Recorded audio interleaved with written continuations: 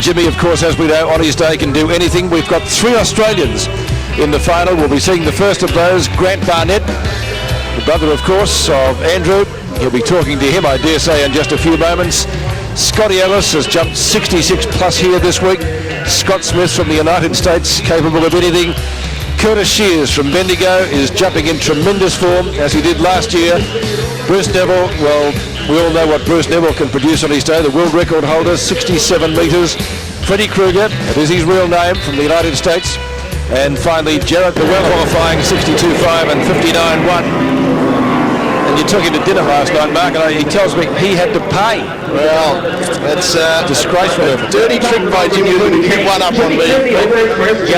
The 29-year-old from Saskatoon, Saskatchewan, in his 10th year at the Moomba Masters. And away he goes. This is just where he likes it too. He's in great shape at the bottom. And good flight off the top two for Jim Clooney. I don't think he liked that, actually. Look at the wave of the hand. I think he knows he's got plenty more in the tank. So Jim will go down to the far end. He'll catch up with Andrew and he'll have plenty to think about because he knows that he's got lots more still to come. This cut was just textbook Jim Clooney. This is where he likes to be. He's not as late as all the other guys, but he sets himself up for the ramp. You see he gets down real low. In fact, few get lower than Jim Clooney. He angles in and just couldn't get all the lift. He's traditionally a very, very strong springer, and he just couldn't get all that lift that he normally gets. Known for his spring and his flight through the air, and that wasn't all. 51.6 for Jimmy Clooney. He's got a score on the board, but he'll need better than that. He can do better than that. He certainly did it in qualifying with 62.5.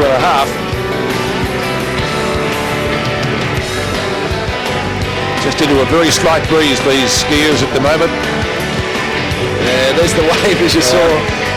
Who knows? Don't count that one. He's saying to the judges, I've got plenty more who's won here before and would dearly love to take it away. Jump number 2 coming up now. Those skis go on edge and he fights his way out nice and wide. Come on, Jimmy. Stretching out now. This is a nice one too. Away he goes to the bottom. He's going to have a lot of speed this time. Hang on to it. And he knows he hasn't got the lift that he wanted. He slaps the leg on the way through the air. And Jim Clooney knows he's put it all on the last one. He's going to roll all his dice together on this last one. About the same, I'd reckon. Yeah, I'd say you're right, Pete. That was a good-looking start. You see, he's got a lot of speed into the bottom there. Gets down nice. You see, just clips on to that right corner skis right off the far left, so he's using the full diagonal approach of the ramp. Great flight through the air, but he's not happy. He wants more. 50.5, Mark. Upper body crush there. He knows that he's flying through the air. He knows that he didn't resist the ramp and get all the lift up into the air that he wanted. You see him break forward at the hips, and that's cost him a bit of distance. Well, it certainly is the main event, and can Jim Clooney be the heavyweight champion of the main event? We'll wait and see. And this is the Holden Suburban is up there for grabs. Now, this is his second jump, not his third. He's got a reride, remember. And he cuts out there wide now. He's in good shape. The conditions are absolutely superb. The guys are dreaming of these conditions when they wake up in the morning. Go, Jim, go. He's in shape to the bottom. Good speed. There's the lift. That's the one. That is the one. Oh-ho! Good looking jump, Craig.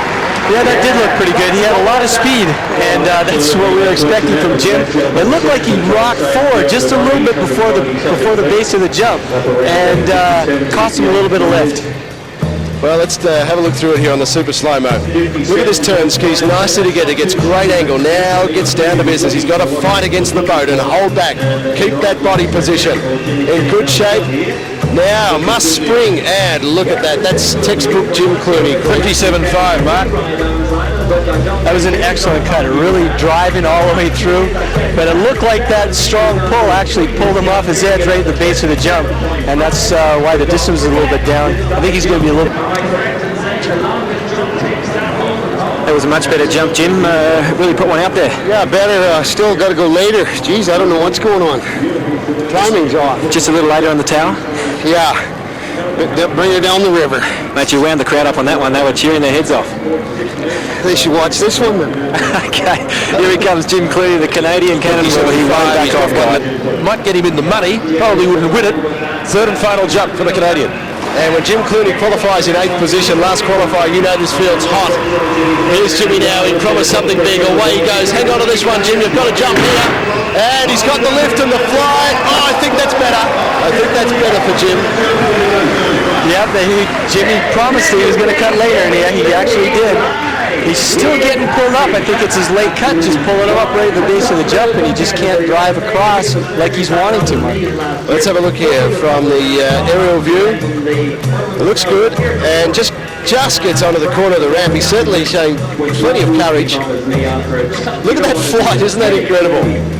59.0. We saw the great view there from the Whitman's light ship. Let's look at it from the super slow-mo. Jimmy Clooney improving with every jump. 51.6, 57.5, 59 even. He's cutting definitely late.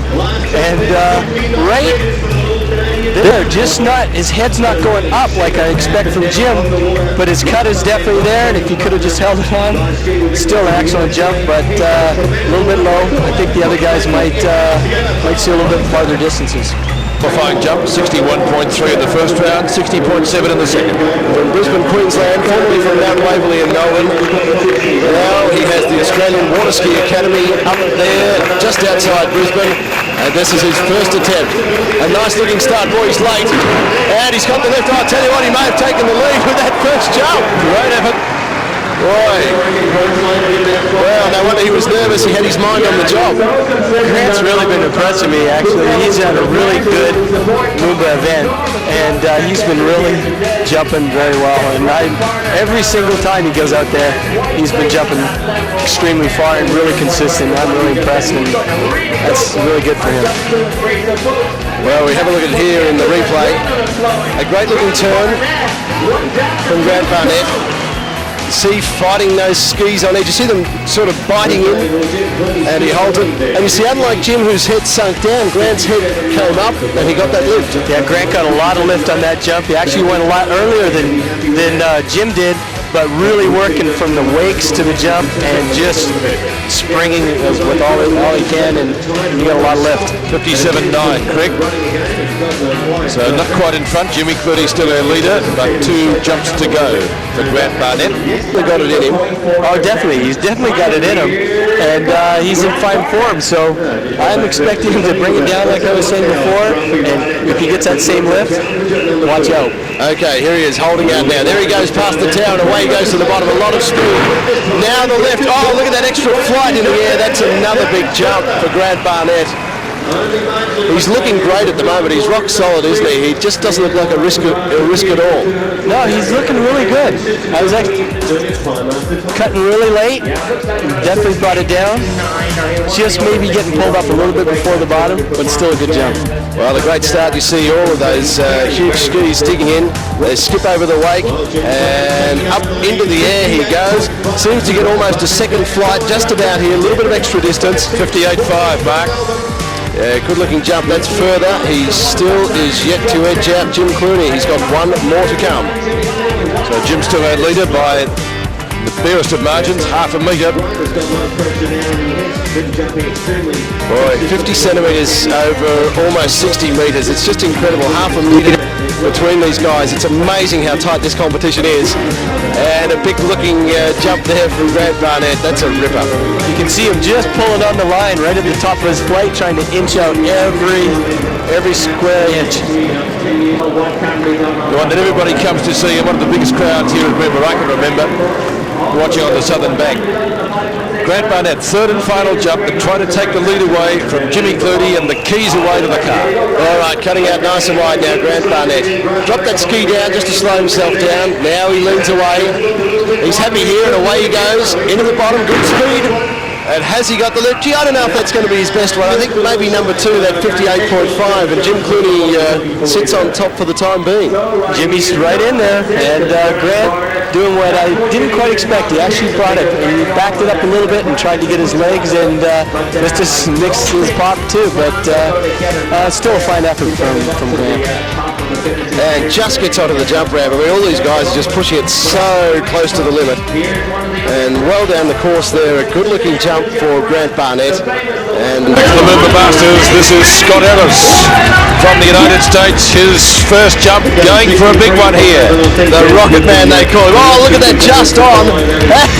That is a beauty too for Scotty Ellis. 63.5, that takes the lead. Go to Andy. Oh, Scott, that looked like a nice jump, mate. Yeah, it was not too bad. I rushed my turn a little bit, was moving at the bottom a little, but I got good lift and fairly good float. The boys' first two jumpers not over 200. Is that a bit of a surprise? I think it is. I think it's again just the perfect conditions set up, and I just think either they just didn't get fired up enough or they just don't want it. Okay, mate, you gotta go. We'll let you go. Harsh words there for Jim. I can guarantee he wants it, don't you, Jim? I'm going to have to take that one right on the chin, I think. You're a good man, Jim. All right, here we go. Pressure on now. Here's Scotty Ellis. He's got a 63.5 and there is no stopping him. They call him the Rocket Man. He's hugging that Alexander Garden side of the Yarra. Turns him now. Away he goes. A lot of speed once again. But not the lift. Just had to sit back there, Craig. Looked like he went a little bit earlier that time. I think he tried to get a little bit better set up and surprised him. He got into the ramp a little bit quick and sat back. I don't think he wanted it bad enough. Well, Jim, I'm sure you'd agree, it rewards the brave, this course. Well, and oftentimes, Bruce and I have discussed it. A lot of times when you open with a real big one, oftentimes your second one, it sort of stuns you a little bit, and it's hard to refocus for your second one right away. So, Jim, what should Scotty Ellis be doing now? Well, it depends, like we always have an idea what the distance is going to be to take out the win. And I think he probably knows that Jaret, even Bruce, Freddie, those guys can match him. And, I'm sure he's going to go a little bit harder with this third and final one. But I don't know. If he gets the win just right, I think that first one could have been 65. One of our overseas competitors, and we asked him just how Moomba was rated overseas. Let's have a look at Scotty Ellis, 26-year-old from Lakeland, very appropriately in Florida in the United States. He is ranked number 3 in the world in the jump event, something that he plans to improve on during season 1998. Opening tournament of the year. It starts here, and this looks good. A magnificent setup, a lot of speed. Oh, and he's given that a big kick too. That is a great-looking jump for Scott Ellis. Might be the big one. Did you see Scott Ellis live? Well, Scotty Ellis so far has a 66.4. That's his best to date. And that's just 0.2 off the keys of the car. It is. They rest with Jared Llewellyn with a 66.6. And Jared has the keys to that magnificent Holden Suburban from Gary and Warren Smith. 62.5. Not as big as the first. That was surprising. I thought it was going to be a little bit bigger than 63. His competition in the position of 5th seed. So let's see how he goes. Scott Smith from North Carolina in the United States, ranked number 4 in the world overall. And this is it. Time for a big jump for Scotty Smith. Can he take that next step that Jimmy was talking about? Here he goes. Scotty Smith to the bottom. And off the top. And that is a nice looking opening jump. Good spot to start from, Craig. He really found his way on that one. He did. He really started late, and that's what he needed to do in this final if he's going to catch Scott. And he did that. It just looks like he got his left shoulder pulled back around just a little bit too much and cost him a little bit of lift, but he's definitely going for it. Super slow-mo, Jim. What did you think of this? Well, I thought that was a good opener, a good into the first wake here. I mean, you can see the size of the guy. He can hold it all, but just see his left shoulder opening to the boat there, and then almost facing like a side-on bowler's position, and that just costs you so much momentum off the top where, if you're in that position, you can just resist so much more. And, if he can get squared away into the bottom, I think he might be able to give Scotty a run for it here. But like Craig was saying, a great place to start. It's one of the problems with going late. The later you go, the harder it is to keep that shoulder squared up. And he's going to really have to put some muscle behind it if he's going to do that. Jump number 2. And lacks nothing in aggression, Scott Smith. He'll be giving it his all out there. He's stretching out now. Counting down the seconds, away he goes. This is a lot later. He's going to have a lot of speed. And he's got the lift. Oh, he's giving it his all out there. That is a big jump. Well, he squared up. He got his shoulder out a little bit more. He actually could have been a little bit more square, but still late cut. and a good distance. Now, he's never been in his life much more than spot on 60 metres. Now, I think he's going to give his personal best a pretty good run today.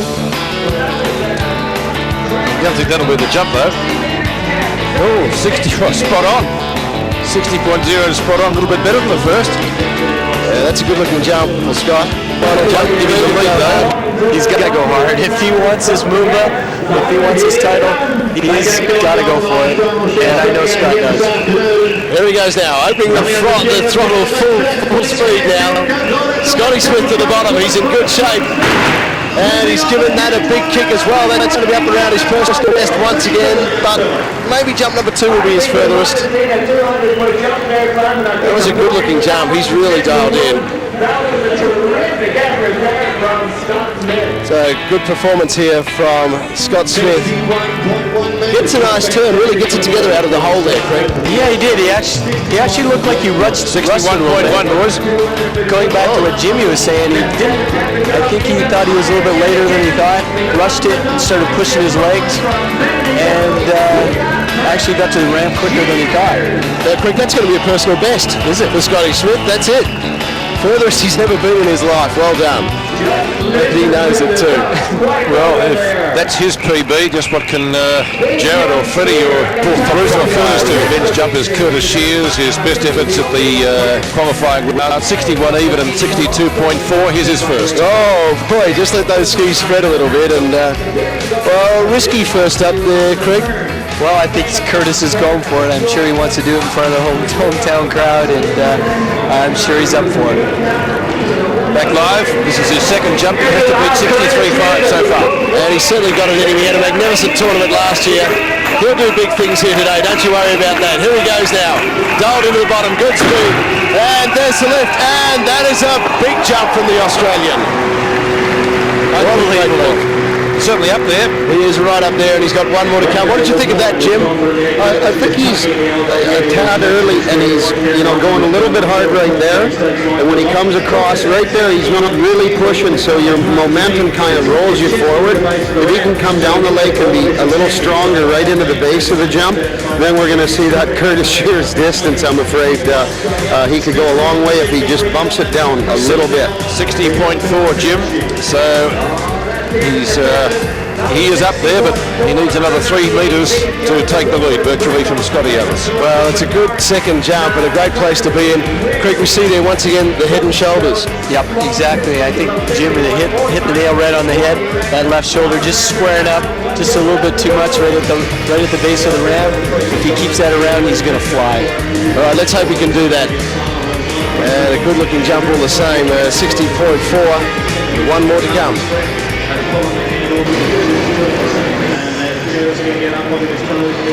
Now we have a little computer correction to Curtis Shears' second jump. Not much, but it's better. 60.5 instead of 60.4. Here's his third. Here he goes now. Curtis Shears holding out. This is the one he's looking for. Last jump of the tournament. He's got a great cut if he can hold on to this. Oh, he's got it! He's got it! That is a beauty! That is incredible! No! Listen to the crowd! What a jump for Curtis Shears! Just a big jump by Oh, he punches the air. Have we got a new leader? I think we might have, Mark. We certainly do. and does it under some extreme pressure. Jeez, wow. Can you believe that? Jim Clutie's down there. Jim, I don't know if you can hear us amongst the roaring, but what a jump from Curtis Shears. Yeah, he was just so nice and relaxed. Look at 64.6. He's a new leader, Jim. There and just goes right through the jump. What a great jump to watch. Well, he's done all he said. Look at that flight through the air, straight over the Holden Suburban. 64.6 for Curtis Shears, and he has set the boys alight. He didn't leave 1 inch of that on the water. Look at all the way down, just a great jump. What an effort. I think the boys left on the dock are getting a little bit nervous. They're gonna have to ante up this last few jumps. Might be a PB for him, isn't it? I believe, I'm just working on it, I think it is a PB actually for Curtis Shears. We go from imperial to metrics and convert that. But Curtis Shears 64.6. He's taken the lead from Scott Ellis, as Mark does some pretty quick calculations. And Scott Smith in third place at the moment with 61.1. But Curtis Shears, Holden Suburban is still up for grabs. So too is the tournament as we get down to the top 3 qualifiers. First jump now for Bruce Neville. There he is holding out. This could be something special. He's got a great setup. If he can work this one at perfection, and he's let it go. He's definitely leaving it late. I knew Bruce would do that. Come out, just pushing it to the limits.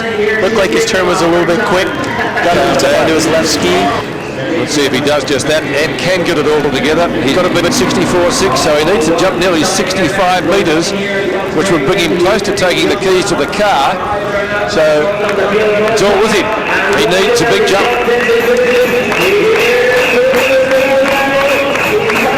Here he comes. Standard sort of setup. Bruce Neville, that's a beauty! That's well up there. That was an excellent jump. Actually, Bruce backed it up a little bit, which is probably what I expected from him, and got tremendous lift and brought it way down the course. Tony looking on interestedly, and she'll be waiting the distance, so too will Bruce. What did you think of that one, Jim? Well, I thought that was just, Bruce always, when he helps me, tells me to open that way, and that one should have been his first. I know he's got a lot of cut left there, and I think he'll bump it down the river just a hair, but geez, he looked good through the wakes, through the jump and into the air. I think he's got a real good feel now, and now he's ready to put some horsepower behind it. 62.5. He's not there yet, though. Not there yet, but I wouldn't count him out. Curtis is still our leader. The Bendigo youngster from the village, Bruce Neville, who has just one jump to go to try to claim the crown. Bruce has been in this situation many times, and I've seen him come out and bang off a good one. So this last jump of his, I'm really looking forward to it because Bruce has struggled here for a couple years, and I know he really wants this one. And we were talking earlier that he is really pumped to keep these younger guys in line as a world record holder. Well, that was a good one. I think Jaret, non-skiers would be amazed at how many things you have to get right to get a good jump. Craig. Oh, that's okay. Yeah, you do have to get a lot of things right, coupled with all that speed and trying to get the fear factor out of your mind. Yes, not as good as his second one though. I think Curtis will still be our leader. Yeah, I think so. So that leaves just Fred Kruger and Jaret, the Welland, to try to overtake the youngster from Bendigo, who has jumped today what we believe to be a PB of 64.6 metres. I think if Bruce would have opened up with that second jump, I think he might have got his confidence back up and had another jump for his third one, didn't bang one out, but nevertheless, he really tried to open up with a strong cut and just didn't work out for him this time. Okay, 59.7. Thanks, Craig. Let's go down once again to Mark for a presentation. He comes to the unmistakable yellow wetsuit, or speed suit, we believe, from Nagano, the Spider-Man. He has to try to tip out Curtis Shears of 64.6 metres and jump 66.7 to take the keys to the Holden Suburban. Here's his first jump. Freddie leaving a little bit early, but just going to work the bottom of the jump and kicks it. Excellent jump. Yeah, it's a bit opening jump. What Freddie does better than a lot of people is he works right from the wakes right to the jump and gets tremendous lift. That's typical of Freddie. Let's look at it on our super slow-mo. Just nice and easy right from the turn, and then right from there, digging it really hard right to the base of the jump. And that's why he gets a big pendulum whip off the top. 62.3. And that's our second best opening jump.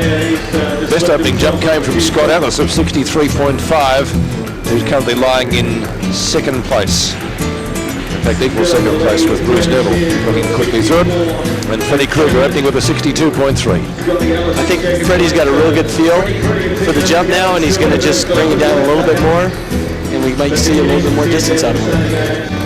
30 points in this weekend, and I guess that was good for the car racing fans. They got their way. So Freddie jumping 62.3, our leader. Last year, if he can take it out in 98, what a start for the year for him. Absolutely, another dream start. Freddie Kruger now, jump number 2. Be interesting to see if he brings us down. He's waiting now, waiting. That's nice and late. He's got a lot of speed once again. Can he work it? No, lost a little bit there. And was lucky to come out with that one. He definitely was.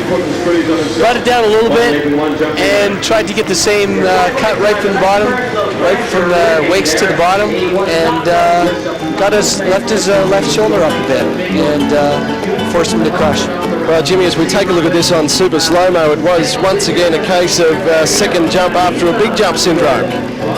Yeah, once again, he was going hard right at the wakes there. His ski flew up a little bit and he had to lean back and sort of get in that defensive position that you don't like to get in because you know it's not going to be very far, but he obviously wasn't comfortable with it after the wakes. And you know, you just have to, sometimes when you come across the wakes and you know if you stay forward, it's going to be ugly. So you just kind of bail out right there and kind of sit back. So, you know, he's got a great opener, 62.3, like that's exactly how we all want to open up. And he did it. But I think, you know, he's a real go-for-it kind of jumper. He has a lot of crashes, but, you know, he does have his victories here and there. He looks in better form than I've seen him here this weekend in a couple of years. So I think he's hoping to get 64.6 and 66.7. He has to jump to take the keys to the car, and of course 66.7 is getting close to the world record of 67.8. And here he comes, third and final now. A big opener. Had a feel on the second, now the third. It's time to tie it all together. Everything he's learned from 2 jumps. Beautiful conditions. Away he goes, firing into the bottom. And he's given that a big kick. Oh, he's going to be up there too. That is a big jump. Like that one. That was a big jump for Freddie. Wow. Very impressive. I think he did exactly what he said he was going to do. Relax his arms. He did it and kicked it. Oh, we got a rewrite. It looks like we have a rewrite. Well, looks like it may have been a fast time and a compulsory rewrite, so Freddie will have to do that again. Dear, oh dear.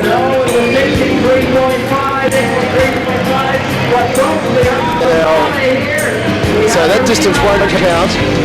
Look at that incredible flight, brings those skis together and lands them at just the very last minute. Disappointing for Freddie Kruger. It was 63.5, Mark, but as you mentioned, it won't count. There will be a rewrite, the red flag in the boat. Well, he'll be disappointed on one hand and happy on the other. Yeah, I wonder, Jim, how Freddie Kruger will handle this. You know, he is pretty tough in the head. I saw him break a ski crash in the first round of eliminations at the Worlds, and then he borrowed Bruce's skis, if you can believe that, which is real hard to believe.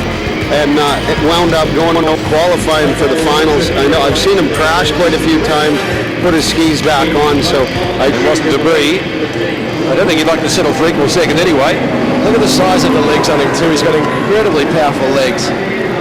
And he's going to need all of that because this has been a big weekend of jumping. And now Freddie Kruger has one last attempt, looking for the big one. Once again, the conditions are delightful out there, and he's holding out for the right time. Decides to go, and away he goes to the bottom. He's going to have that speed.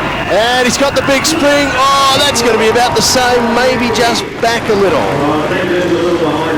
And it wound up a little bit too early on that one, Mark. And, you know, he was maybe used to that extra little speed he had on the one before and set up a little too early, but he got all of that one. So he might be a little disappointed, though. Well, shame to give up a 63.5, but he does have a 62.3 from jump 1 on the board, and that one should be around the same. Freddie's really kicking the jump. I'm just amazed how well he can really work the jump and get that tremendous lift. You noticed his head just driving straight up in the air and using those skis to full effect, D'ing the skis and using those tips as airplane wings and just working the wind all the way to his landing. All right, one jumper to come. That's Joe. Trying to bite my fingernails here, but it looked like on his rewrite jump, when he kicked the jump, his skis are floating around a little bit. If he can keep those skis stable in the air, he might get a little bit more lift out of them. All right, let's see what he can do now on what is effectively his first attempt at this ramp now. Away he goes. He's taking the cut back a little bit to make sure he does it right. And he's got great lift once again. That is a big jump. And a good-looking jump for Jaret Llewellyn. Well, good-looking leap. Still looks like he's got a lot left in him. He actually got pulled up a little bit right before the base of the jump, and his head didn't drive up like we expect from Jaret. But still, he still went a long ways. It's incredible, isn't it? Jimmy seems to be jumping with so much still left in the tank. Yeah, he's got a lot of power in there. Like, muscle to weight ratio is just incredible for this guy. He's only about 135 pounds, but what a strong guy. He's got a nice setup there. I think he went a little early, but you can just see how stable his upper body is. It doesn't budge. We saw some of the earlier guys, nice and strong. I think a little bit early. I'm not sure what you think, Peg. Well, I think that I saw a red flag behind you, Jimmy, which means he's going to get another re-ride, and sort of makes it a bit dicey whether we'll see the end of it now in our telecast time. I certainly hope we still do, but that's throwing the cat amongst the pigeons. Well, very unfortunate too, and of course he's putting so much energy into each of these jumps now. The question is, does he have the fitness? Brad Speed has sort of lost it a bit over the latter stages of this competition. We've had 3 re-rides now. Very difficult conditions for the drivers, and they're using an automatic check system and control system, and that can be a little tricky in itself too. Okay, this effectively is his first jump. Second re-ride now. Nice and early. He's going to have a lot of speed in the approach. Oh! And interesting there from Jaret Llewellyn. He looked a little unsafe, Greg. It looks like he's upper body crusting a little bit, Mark. He's just getting pulled up, maybe a little bit early, and having to let up to get onto the jump. And when he does that, his head is actually going through his legs. Now, is he starting in a good position there for the cut to the ramp, do you think? I think he could go a little bit later, and that would force him to work right into the bottom of the jump. And if he did that, his head would be up. 54.2 is his first official distance. You notice right here on the replay, his head just goes down a little bit right when he hits the jump. You see, too, he's got a magnificent technique of keeping his skis down through the wake, hasn't he? You see so many skiers get their skis bounced up and jumping the wake, and Jaret just keeps them in there, and that gains him a lot of extra speed. Absolutely. When you can stay right on the water, have a look at this. You can stay right on the water and keep in contact all the way through. Less movements equals speed. 2 jumps to come. He'll probably be satisfied, and might be the last one we actually see because time really is on the wing. Let's hope he can wing it and put in the distance that will make him happy. He got the truck car, Holden Suburban, 4-wheel drive. Great prize. He hasn't got the title though yet. Let's see if we can do it on this one because Curtis Shields will be watching nervously too. This is a nice setup once again. Jaret Llewellyn, a lot of speed into the bottom. Oh no, he hasn't got it on that one. Curtis Shears lives. Well, the young Victorian could hold on to the title. He could very well. Actually, Jaret did exactly what I expected. He brought it down for sure, and his head didn't go through his legs, so he didn't upper body crush, but he was leaning over a little bit on his left ski. And his left shoulder got up a little bit, which cost him his legs, and he was almost in a defensive mode, knowing that he had that much speed. I think he's getting tired. Like Craig said before, I think his legs are gone. If he pulls this out, I'll be very impressed because I know, like, after a certain amount of time, your legs start to quiver, and I can actually see that. I'm right down by the river here, and I got a little nervous on that one. I saw his, I think he might be a little fatigued here. Certainly going to be a factor, isn't it? Because he had 2 re-rides, so that's 5 jumps. You just don't gig yourself, Jim, do you, when you go out for another 2 re-rides? Well, no, and it's not an advantage either because not only do you have the physical side of it, but there's something in there, the anxiety or whatever you say, just being pumped. I think we might just fit this one in. Well, we hope so because this is it. Curtis Shears, the young Victorian, could come up and win this title. And also Jaret Llewellyn could take it as well. It's going to go either way. It depends on this jump. And what a thriller. It's come down to this. Final jump of the afternoon. Holding out now. Jaret Llewellyn, his last chance. He goes to the bottom of the ramp. He's got a lot of spin. Oh, this is going to be close. Oh, no, this is going to be very close. I don't think it's enough. I don't know. That's going to be very close. Well, I think he dug down deep. he's looking back, but I think Curtis is might take it. That does take us out from Moomba. We hope you've enjoyed the action. 64-7. And I lost my brother sister Vinny there by 0.1 of a metre. Curtis is coming in second there with 64-6. And Scotty Ellis, the defending champion, sneaking in there in third spot with a 63.5. So what a tremendous finish. It's been an unbelievable competition, top to bottom, right from day one there on starting a day early on Friday. Absolutely amazing. We'll bring you some more entertainment pretty shortly. You've got a lot of 100, you know, to this young Australian who came in and tacked